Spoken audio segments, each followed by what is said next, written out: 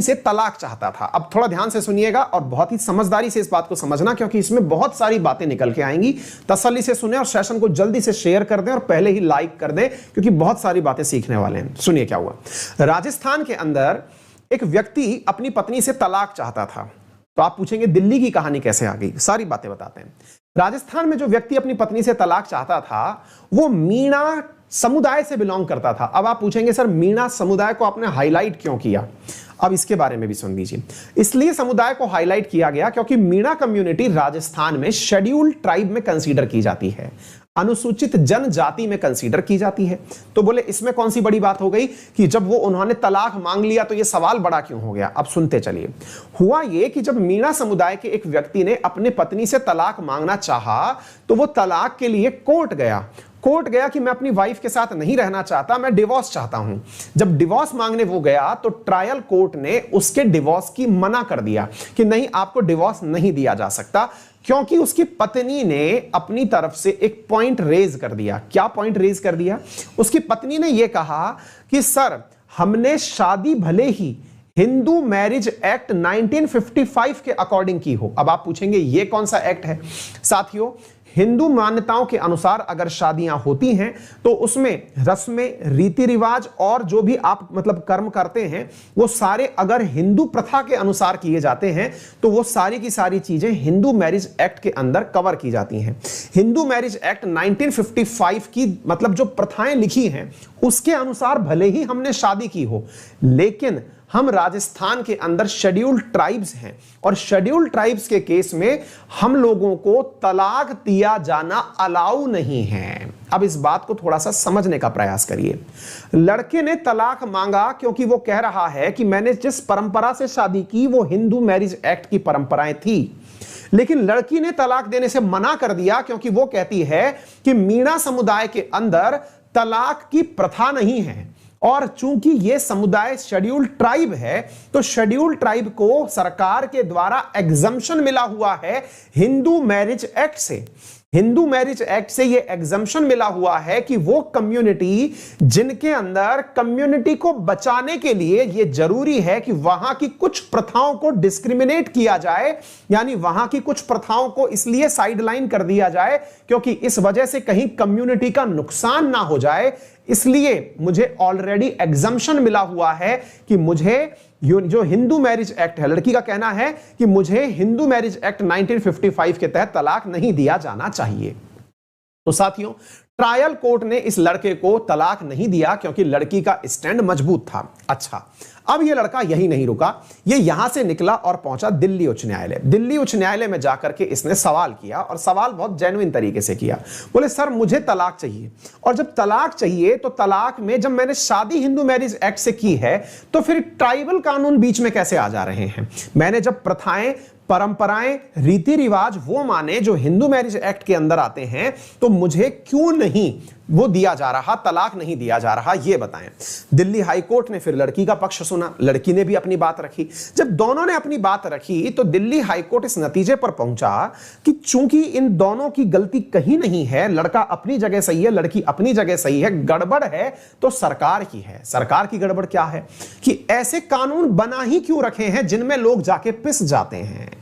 मतलब दो अलग अलग कानून ही क्यों हैं जब देश एक है? तो देश एक है तो शादी का कानून भी एक होना चाहिए, जिसे हम समान नागरिक संहिता कहते हैं, कॉमन सिविल कोड कहते हैं। यानी कि हम लोग जो समान नागरिक संहिता कहते हैं, इसके बारे में दिल्ली हाई कोर्ट ने सरकार को आदेशित किया है कि आप जल्दी से कॉमन सिविल कोड लाने का प्रयास करें ताकि लोगों को अपने अपने कानूनों के हिसाब से परेशानी का सामना ना करना पड़े। अब आप पूछेंगे सर फिर सरकार ने क्या कहा?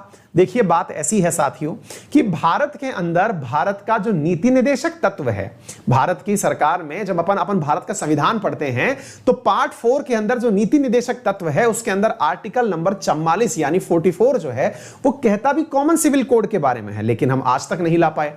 क्यों नहीं ला पाए? तो चलिए अब थोड़ा इतिहास जानते हैं। साथियों हुआ कुछ यूं था कि भारत सरकार, अभी दिल्ली हाई कोर्ट ने जब अपना डिसीजन दिया तो यह कहा कि इससे पहले सुप्रीम कोर्ट भी सरकार को कह चुकी है कि कॉमन सिविल कोड लेकर आए। सरकार है कि कॉमन सिविल कोड लाती ही नहीं है। अब आप जानना चाहेंगे अल्टीमेटली इसका मीनिंग क्या है सर। देखिए इसको इस प्रकार से समझिए, भारत में बहुत सारे जाति, संप्रदाय, धर्म के मानने वाले लोग रहते हैं। उन सब के अंदर अपनी अपनी प्रथाओं को मानने के कानून भी अपने अपने हैं। जैसे अगर हम हिंदुओं की बात करें तो हिंदू अपनी शादी के लिए हिंदू मैरिज एक्ट 1955 को फॉलो करता है। इसी प्रकार से अगर उसे बच्चे को गोद लेना हो तो गोद प्रथा अधिनियम अलग से बना हुआ है। इसी प्रकार से उसे अगर स्पेशल केस में शादी करनी हो तो उसके लिए एक्ट अलग से बना हुआ है। तो हिंदुओं के लिए अलग अधिनियम भारत में चलते हैं। ऐसे ही मुस्लिमों के लिए मुस्लिम पर्सनल लॉ चलता है जो कि 1937 से शरीयत कानून से चला आ रहा है। ऐसे ही ईसाइयों के लिए अलग कानून है। सब अलग अलग कानून से अपने शादी विवाह और अपनी परंपराओं का निर्वहन करते हैं। चूंकि भारत डाइवर्सिटी लिया हुआ देश है, इस वजह से यहां पर शादी जैसी जो व्यवस्थाएं हैं, गोद जैसी व्यवस्थाएं जो हैं, तलाक जैसी जो व्यवस्थाएं हैं, ये धर्म के आधार पर लीड की जा रही हैं। लेकिन सुप्रीम कोर्ट ने इन सबसे ऊपर मानव अधिकार की बात की और कहा कि इसकी वजह से अगर किसी का नुकसान हो रहा है तो हमें समान नागरिक संहिता ले आनी चाहिए। साथियों, एक बहुत ही फेमस केस है जो आपके लिए बहुत बार परीक्षाओं में पूछा गया है और उस केस का नाम है शाहबानो केस। साथियों, शाहबानो वो केस है जहां पर सबसे पहले सुप्रीम कोर्ट ने शाहबानो केस के माध्यम से ही कॉमन सिविल कोड की लोगों के अंदर आस जगाई थी, सबके लिए समान नागरिक संहिता हो, इसके बारे में सबसे पहले कमेंट किया था। कहानी कुछ इस प्रकार से है। शाहबानो केस है 1985 का। शाहबानो एक इंदौर की, मध्य प्रदेश का शहर है इंदौर, वहां की रहने वाली एक महिला थी। उन महिला का अपने पति से तलाक हुआ जिनका नाम अहमद खान था। शाहबानो का जब अहमद खान से तलाक हुआ तो तलाक अहमद खान ने अपनी प्रथाओं के अनुरूप ट्रिपल तलाक, जिसमें तलाक तलाक तलाक 3 बार बोल के तलाक दिया जाता है, ऐसी स्थिति में तलाक दिया। 60 वर्षीय ये शाहबानो अपने तलाक के माध्यम से जब अपनी तलाकशुदा जिंदगी जीने लगी तो इन्हें तलाक के बाद 60 वर्ष की उम्र में तलाक दिया गया था। तब तक इनके 5 बच्चे थे। ऐसी स्थिति में शाहबानो ने इनसे तलाकशुदा जीवन के लिए कुछ अमाउंट मांगा, एलुमनी अमाउंट जिसे कहा जाता है, जो जीवन भत्ता कहा जाए या गुजारा भत्ता कहा जाए। देखिए इसको ऐसे समझिए, अगर कोई व्यक्ति अपनी पत्नी को तलाक देता है तो तलाक में उसके शादी के बाद की जिम्मेदारी के रूप में कुछ एलुमनी अमाउंट दिया जाता है, यानी कि जीवन निर्वाह करने के लिए उसे बाद के जीवन के लिए भी धन दिया जाए। जैसे आपने बहुत सारे आजकल उदाहरण देखे होंगे, जैसे जेफ बेजोस ने जब अपनी पत्नी से तलाक लिया तो उसको बहुत सारी संपत्ति उसको देनी पड़ी, तब जाके तलाक हुआ। अपन ने अभी ऋतिक रोशन का उदाहरण सुना था, उसने अपनी पत्नी को बहुत सारी संपत्ति दी, तब जाके उसका तलाक हुआ। तो ऐसे ही शाहबानो ने 1985 में अपने पति से तलाक मांगा और तलाक मांग करके उसे फंड की जरूरत पड़ी। मतलब तलाक मांगा नहीं, पति ने तलाक दे दिया, उसने अपने लिए एक अलमनी राशि मांगी कि मुझे जीवन भत्ता चाहिए और भत्ते के लिए मुझे कुछ पैसे की आवश्यकता है।